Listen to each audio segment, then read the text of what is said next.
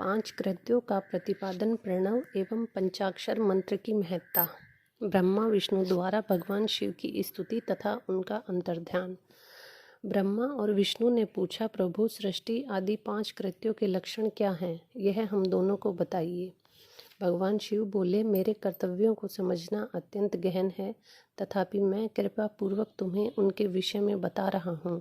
ब्रह्मा और अच्युत, सृष्टि, पालन, संहार, तिरोभाव और अनुग्रह, ये पांच ही मेरे जगत संबंधी कार्य हैं जो नित्य सिद्धि हैं।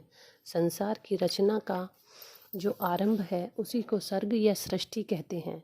मुझसे पालित होकर सृष्टि का सुस्थिर रूप से रहना ही उसकी स्थिति है, उसका विनाश ही संहार है। प्राणों के उत्क्रमण को तिरोभाव कहते हैं। इन सब से छुटकारा मिल जाना ही मेरा अनुग्रह है। इस प्रकार मेरे पांच कृत्य हैं। सृष्टि आदि जो चार कृत्य हैं वे संसार का विस्तार करने वाले हैं। पांचवा कृत्य अनुग्रह मोक्ष का हेतु है। वह सदा मुझ में ही अचल भाव से स्थिर रहता है। मेरे भक्तजन इन पांच कृत्यों को पांचों भूतों में देखते हैं। सृष्टि भूतल में, स्थिति जल में, संहार अग्नि में, तिरोभाव वायु में, अनुग्रह आकाश में स्थित है। पृथ्वी से सबकी सृष्टि होती है, जल से सबकी वृद्धि एवं जीवन रक्षा होती है, आग सबको जला देती है, वायु सबको एक स्थान से दूसरे स्थान पर ले जाती है और आकाश सबको अनुग्रहित करता है। विद्वान पुरुषों को यह विषय इसी रूप में जानना चाहिए। इन पांच कृत्यों का भार वहन करने के लिए मेरे पांच मुख हैं। चार दिशाओं में चार मुख हैं और इनके बीच में पांचवा मुख है। पुत्रों, तुम दोनों ने तपस्या करके प्रसन्न हुए मुझ परमेश्वर से सृष्टि और स्थिति नामक दो कृत्य प्राप्त किए हैं। ये दोनों तुम्हें बहुत प्रिय हैं और इसी प्रकार मेरी विभूति स्वरूप रुद्र और महेश्वर में दो अन्य उत्तम कृत्य संहार और तिरोभाव मुझसे प्राप्त किए हैं, परंतु अनुग्रह नामक कृत्य दूसरा कोई नहीं पा सकता। रुद्र और महेश्वर अपने कर्म को भूले नहीं, इसलिए मैंने उनके लिए अपनी समानता प्रदान की है। वे रूप, वेश, कृत्य, वाहन, आसन और आयुध आदि में मेरे समान ही हैं। मैं पूर्व काल में अपने स्वरूप भूत मंत्र का उपदेश किया है जो ओमकार के रूप में प्रसिद्ध है। वह महामंगलकारी मंत्र है। सबसे पहले मेरे मुख से ओमकार, ओम प्रकट हुआ, जो मेरे स्वरूप का बोध कराने वाला है। ओमकार वाचक और मैं वाच्य हूँ। यह मंत्र मेरा स्वरूप ही है। प्रतिदिन ओमकार का निरंतर स्मरण करने से मेरा सदा स्मरण होता है। मेरे उत्तरवर्ती मुख के आकार का, पश्चिम मुख से उकार का, दक्षिण मुख से मकार का, पूर्ववर्ती मुख से बिंदु का तथा मध्यवर्ती मुख से नाद का प्राकट्य हुआ है। इस प्रकार पांच अवयवों से युक्त ओमकार का विस्तार हुआ है। इन सभी अवयवों से एकीभूत होकर यह प्रणव ओम नामक एक अक्षर हो गया है। यह नाम रूपात्मक सारा जगत तथा वेद उत्पन्न स्त्री पुरुष वर्ग रूप दोनों कुल इस प्रणव मंत्र से व्याप्त हैं। यह मंत्र शिव और शक्ति दोनों का बोधक है। इसी से पंचाक्षर मंत्र की उत्पत्ति हुई है, जो मेरे सकल रूप का बोधक है। वह आकारादि कर्म से, मकारादि कर्म से क्रमशः प्रकाश में आया है। ओम नमः शिवाय, यह पंचाक्षर मंत्र है। इस पंचाक्षर मंत्र से मातृत्व का वर्णन प्रकट हुए हैं जो पांच भेद वाले हैं। उसी से शिरो मंत्र सहित त्रिपदा गायत्री का प्राकट्य हुआ है। उस गायत्री से संपूर्ण वेद प्रकट हुए हैं और उन वेदों से करोड़ों मंत्र निकले हैं। उन मंत्रों से भिन्न भिन्न कार्यों की सिद्धि होती है, परंतु इस प्रणव एवं पंचाक्षर से संपूर्ण मनोरथों की सिद्धि होती है। इस मंत्र समुदाय से भोग और मोक्ष दोनों सिद्ध होते हैं। मेरे सकल स्वरूप से संबंध रखने वाले सभी मंत्र आज साक्षात भोग प्रदान करने वाले और शुभ कारक हैं। नंदिकेश्वर कहते हैं, तदंतर जगदम्बा पार्वती के साथ बैठे हुए गुरुवर महादेव जी ने उत्तराभिमुख बैठे ब्रह्मा और विष्णु को पर्दा करने वाले वस्त्र से आच्छादित करके उनके मस्तक पर अपने कर कमल रखकर धीरे धीरे उच्चारण करके उन्हें उत्तम मंत्र का उपदेश दिया। तंत्र मंत्र में बताई हुई विधि के पालन 3 बार मंत्र का उच्चारण करके भगवान शिव ने उन दोनों के शिष्यों को मंत्र की दीक्षा दी। फिर शिष्यों ने गुरु दक्षिणा के रूप में अपने आप को ही समर्पित कर दिया। दोनों हाथ जोड़कर उनके समीप खड़े हो गए और उन देवेश्वर जगत गुरु का स्तवन किया। ब्रह्मा और विष्णु बोले, प्रभु आप निष्कल रूप हैं, आपको नमस्कार है। आप निष्कल तेज से प्रकाशित होते हैं, आपको नमस्कार है।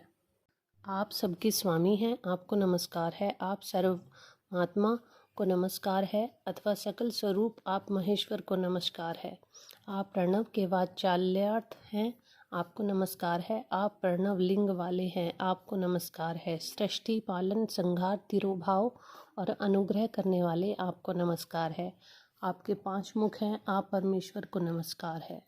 पंच ब्रह्मा स्वरूप पंच कृत्य वाले, आपको नमस्कार है। आप सबके आत्मा हैं, ब्रह्मा हैं, आपके गुण एवं शक्तियाँ अनंत हैं, आपको नमस्कार है। आपके सकल और निष्कल 2 रूप हैं, आप सद्गुरु एवं शंभु हैं, आपको नमस्कार है। इन पदों द्वारा अपने गुरु महेश्वर की स्तुति करके ब्रह्मा और विष्णु ने उनके चरणों में प्रणाम किया। महेश्वर बोले, आर्द्रा नक्षत्र से युक्त चतुर्थी को प्रणव का जप किया जाए तो वह अक्षय फल देने वाला होता है। सूर्य की संक्रांति से युक्त महा आर्द्रा नक्षत्र में एक बार किया हुआ प्रणव जप कोटि गुने जप का फल देता है। मृगशिरा नक्षत्र का अंतिम भाग तथा पुनर्वसु का आदि भाग पूजा, होम और तर्पण के लिए सदा आर्द्रा के समान ही होता है, यह जानना चाहिए। मेरा या मेरे लिंग का दर्शन प्रभात काल में ही, प्रातः एवं मध्याह्न के पूर्व काल में करना चाहिए। मेरे दर्शन पूजन के लिए चतुर्थी तिथि निशीथ व्यापिनी तथा प्रदोष व्यापिनी लेनी चाहिए, क्योंकि परिवर्तनी तिथि से संयुक्त चतुर्दशी की प्रशंसा की जाती है। पूजा करने वालों के लिए मेरी मूर्ति तथा लिंग दोनों ही समान हैं, फिर भी मूर्ति की अपेक्षा लिंग का स्थान ऊंचा है। इसलिए मुमुक्षु पुरुषों को चाहिए कि वे मूर्ति से भी श्रेष्ठ समझकर लिंग का ही पूजन करें। लिंग का ओम आकार मंत्र से और वेर का पंचाक्षर मंत्र से पूजन करना चाहिए। शिवलिंग की स्वयं ही स्थापना करके अथवा दूसरों से स्थापना करवाकर उत्तम द्रव्यमय उपचारों से पूजा करनी चाहिए। इससे मेरा पद सुलभ हो जाता है। इस प्रकार उन दोनों शिष्यों को उपदेश देकर भगवान शिव वहीं अंतर्धान शिवलिंग की हो गए। स्थापना, उसके लक्षण और पूजन की विधि का वर्णन तथा शिव पद की प्राप्ति कराने वाले सत्कर्मों का विवेचन। ऋषियों ने पूछा, सूत जी, शिवलिंग की स्थापना कैसे करनी चाहिए, उसका लक्षण क्या है तथा उसकी पूजा कैसे करनी चाहिए, किस देश काल में करनी चाहिए और किस द्रव्य के द्वारा उसका निर्माण होना चाहिए। सूत जी ने कहा, महर्षियों, मैं तुम लोगों के लिए इस विषय का वर्णन करता हूँ, ध्यान देकर सुनो और समझो। अनुकूल एवं शुभ समय में किसी पवित्र नदी में आदि के तट पर अपनी रुचि के अनुसार ऐसी जगह शिवलिंग की स्थापना करनी चाहिए जहाँ नित्य पूजन हो सके। पार्थिव द्रव्य से, जलमय द्रव्य से तथा तेजस पदार्थ से अपनी रुचि के अनुसार कल्पोक्त लक्षणों से युक्त शिवलिंग का निर्माण करके उसकी पूजा करने से उपासक को उस पूजन का पूरा फल प्राप्त होता है। संपूर्ण शुभ लक्षणों से युक्त शिवलिंग की यदि पूजा की जाए तो वह तत्काल पूजा का फल देने वाला होता है। यदि चल प्रतिष्ठा करनी हो तो इसके लिए छोटा सा शिवलिंग अथवा विग्रह श्रेष्ठ माना जाता है, और यदि अचल प्रतिष्ठा करनी हो तो स्थूल शिवलिंग अथवा विग्रह अच्छा माना जाता है। उत्तम लक्षणों से युक्त शिवलिंग की पीठ सहित स्थापना करनी चाहिए। शिवलिंग का पीठ मंडलाकार, चौकोर, त्रिकोण अथवा खाट के पाए की भांति ऊपर नीचे मोटा और बीच में पतला होना चाहिए। ऐसा लिंग पीठ महान फल देने वाला होता है। पहले मिट्टी से प्रस्तर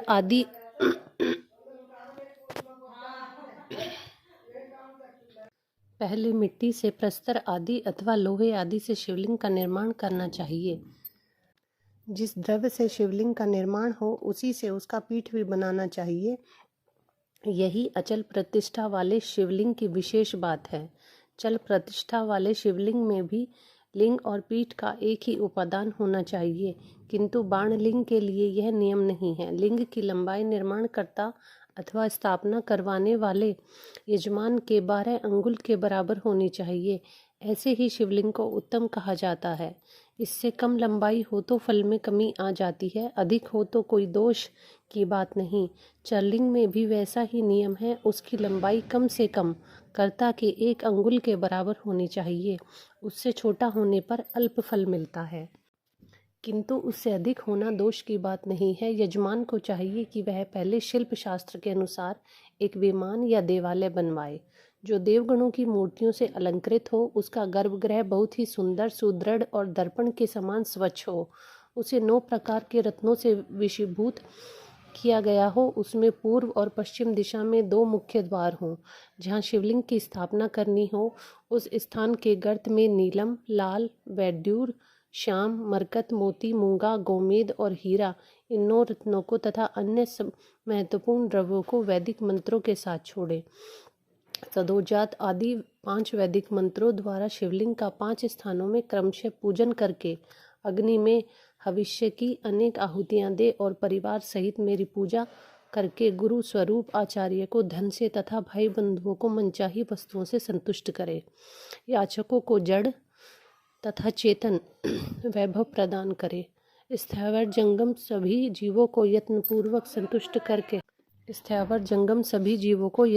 संतुष्ट करके एक गड्ढे में सुवर्ण तथा 9 प्रकार के रत्न भरकर सदोजातिक वैदिक मंत्रों का उच्चारण करके परम कल्याणकारी महादेव जी का ध्यान करें। तत्पश्चात नाग घोष से युक्त महामंत्र ओमकार ओम का उच्चारण करके उक्त गड्ढे में शिवलिंग की स्थापना करके उसे पीठ से संयुक्त करें। इस प्रकार पीठ युक्त लिंग की स्थापना करके उसे नित्य लेप दीर्घ काल तक टिके रहने वाले मसाले से जोड़कर स्थिर करें। इसी प्रकार वहाँ परम सुंदर मूर्ति की भी स्थापना करनी चाहिए। सारांश यह है कि भूमि संस्कार आदि की सारी विधि जैसे लिंग प्रतिष्ठा के लिए कही गई है, वैसे ही मूर्ति प्रतिष्ठा के लिए भी समझनी चाहिए।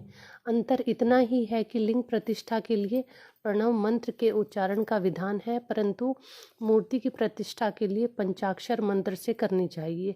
जहाँ लिंग की प्रतिष्ठा हुई है, वहाँ भी उत्सव के लिए बाहर सवारी निकालने के लिए निमित्त वेर को रखना आवश्यक है। मूर्ति को बाहर से भी लिया जा सकता है, उसे गुरुजनों से ग्रहण करें। ब्रह्मा मूर्ति वही लेने योग्य है जो साधु पुरुषों द्वारा पूजित हो। इस प्रकार लिंग में और मूर्ति में भी हुई महादेव जी की पूजा शिवपद प्रदान करने वाली होती है। स्थावर और जंगम के भेद से लिंग भी 2 प्रकार कहा गया है। वृक्ष लता आदि को स्थावर लिंग कहते हैं और कृमि कीट आदि को जंगम लिंग। स्थावर लिंग की सींचने आदि के द्वारा सेवा करनी चाहिए और जंगम लिंग को आहार और जल आदि देकर तृप्त करना उचित है।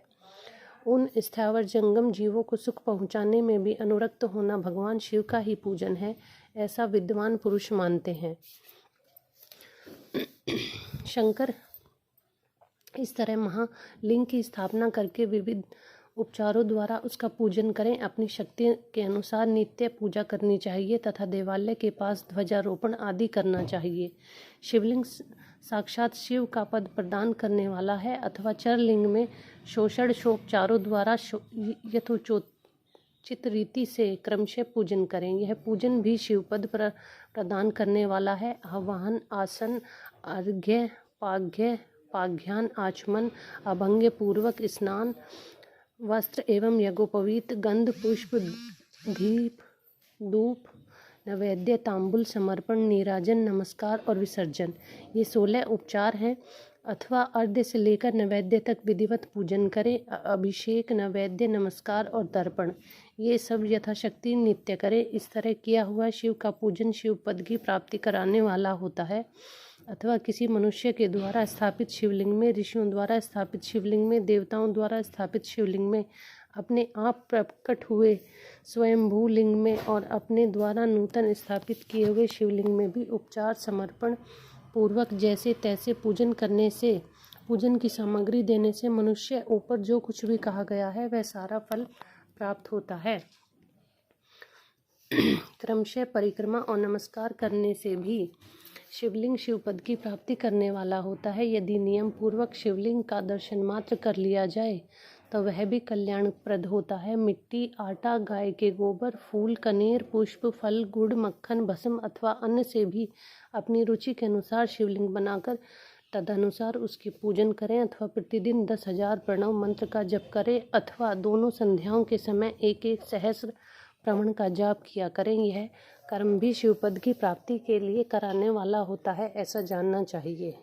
जप काल में मकरांत प्रणव का उच्चारण मन की शुद्धि करने वाला होता है। समाधि में मानसिक जप का विधान है और अन्य सब समय में उपांशु जप ही करना चाहिए।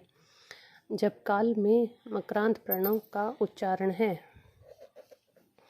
नाद और बिंदु से युक्त ओंकार के उच्चारण को विद्वान पुरुष समान प्रणव कहते हैं। यदि प्रतिदिन आदर पूर्वक 10,000 पंचाक्षर मंत्र का जप किया जाए अथवा दोनों संध्याओं के समय एक एक सहस्त्र का ही जप किया जाए तो उसे शिव पद की प्राप्त करने वाला समझना चाहिए। ब्राह्मणों के लिए आदि में प्रणव से युक्त पंचाक्षर मंत्र अच्छा बताया गया है। कलश से किया हुआ स्नान, मंत्र की दीक्षा, माताओं का न्यास, सत्य से पवित्र अंतःकरण वाला ब्राह्मण तथा ज्ञानी गुरु, इन सबको उत्तम माना गया है। द्विजों के लिए नमः शिवाय का उच्चारण विधान है। द्विजेतरों के लिए अंत में नमः पद के प्रयोग की विधि है, अर्थात वे शिवाय नमः इस मंत्र का उच्चारण करें। स्त्रियों के लिए भी कहीं कहीं विधि पूर्वक नमो उच्चारण का ही विधान है, अतः वे शिवाय नमः का ही जाप करें। कोई ऋषि ब्राह्मण की स्त्रियों के लिए नमः पूर्वक शिवाय की जाप की अनुमति देते हैं, अर्थात वे नमः शिवाय का जाप करें। पंचाक्षर मंत्र का 5 करोड़ जप करके मनुष्य सदा शिव के समान हो जाता है। 1, 2, 3 अथवा 4 करोड़ का जप करने से क्रमशः ब्रह्मा और विष्णु, रुद्र तथा महेश्वर का पद प्राप्त होता है। अथवा मंत्र में जितने अक्षर हैं उनका पृथक पृथक 1 लाख जप करें, अथवा समस्त अक्षरों का एक साथ ही जितने अक्षर हों उतने लाख जप करें। इस तरह के जप को शिव पद की प्राप्ति करने वाला समझना चाहिए। यदि 1000 दिन में प्रतिदिन सहस्त्र जप के क्रम से पंचाक्षर मंत्र का 10 लाख जाप पूरा कर लिया जाए तो प्रतिदिन ब्राह्मण भोजन करा जाए और उस मंत्र से अभिष्ट कार्य की सिद्धि होने लगती है। ब्राह्मण को चाहिए कि वह प्रतिदिन प्रातःकाल 1060 बार गायत्री का जप करे। ऐसा होने पर गायत्री क्रमशः शिव का पद प्रदान करने वाली होती है। वैदिक मंत्रों और वैदिक सूक्तों का भी नियम पूर्वक जप करना चाहिए। वेदों का पारायण भी शिव पद की प्राप्ति करने वाला है, ऐसा जानना चाहिए। अन्याय जो बहुत से मंत्र हैं उनका भी जितने अक्षर हों उतने लाख जप करें।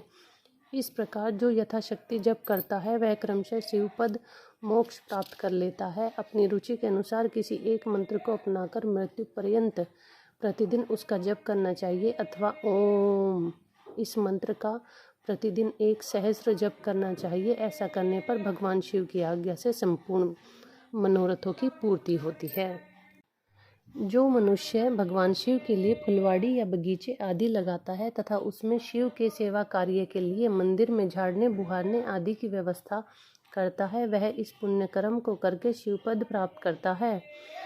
भगवान शिव के जो काशी आदि क्षेत्र हैं उनमें भक्ति पूर्वक नित्य निवास करे, वह जड़ चेतन को भी भोग और मोक्ष देने वाला होता है। अतः विद्वान पुरुष को भगवान शिव के क्षेत्र में आमरण निवास करना चाहिए।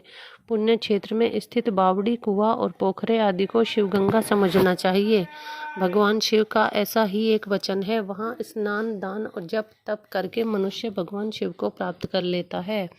अतः मृत्यु पर्यंत शिव के क्षेत्र का आश्रय कर लेना चाहिए। जो शिव के क्षेत्र में अपने किसी मृत संबंधी का दाह मासिक श्राद्ध, सपिंडीकरण अथवा वार्षिक श्राद्ध करता है अथवा कभी भी शिव के क्षेत्र में अपने पितरों को पिंड देता है, वह तत्काल सब पापों से मुक्त हो जाता है और अंत में शिव पद पाता है। अथवा शिव के क्षेत्र में 7, 5, 3 या 1 ही रात निवास कर ले। ऐसा करने से क्रमशः शिव पद की प्राप्ति होती है। लोक में अपने अपने वर्ण के अनुरूप सदाचार का पालन करने से मनुष्य शिव पद को प्राप्त होता है। वर्णाकुल आचरण से तथा भक्ति भाव से वह अपने सत्कर्म का अतिशय फल पाता है। कामना पूर्वक किए हुए अपने कर्म के अभिष्ट फल को शीघ्र ही पा लेता है। निष्काम भाव से किया हुआ सारा कर्म साक्षात शिव पद की प्राप्ति करने वाला होता है। दिन के 3 विभाग होते हैं, प्रातः, मध्याह्न, सायाह्न। इन तीनों क्रम में क्रमशः एक एक करके कर्म का संपादन किया जाता है। 1 प्रातःकाल को शास्त्र विहित नित्य क्रम के अनुष्ठान का समय जानना चाहिए। मध्याह्न काल में सकाम कर्म के लिए उपयोगी तथा सायंकाल शांति कर्म के लिए उपयुक्त है, ऐसा जानना चाहिए। इसी प्रकार रात्रि में समय का विभाजन किया गया है। रात के 4 पहरों में से बीच के 2 पहर हैं, उन्हें निशित काल कहा गया है। विशेषतः उसी काल में हुई भगवान शिव की पूजा अभिष्ट फल देने वाली होती है। ऐसा जानकर कर्म करने वाला मनुष्य यथोचित फल का भागी होता है और विशेषतः कलयुग में कर्म से ही फल की सिद्धि होती है। अपने अधिकार के अनुसार ऊपर कहे गए किसी भी कर्म के द्वारा शिव आराधना करने वाला पुरुष यदि सदाचारी है और पाप से डरता है तो वह उन कर्मों का पूरा पूरा फल अवश्य प्राप्त कर लेता है। ऋषियों ने कहा, सूत जी, पुण्य क्षेत्र कौन कौन से हैं? उनका आश्रय देकर सभी स्त्री पुरुष शिवपद प्राप्त कर लें, यह हमें संक्षेप में बताइए। जय श्री महाकाल।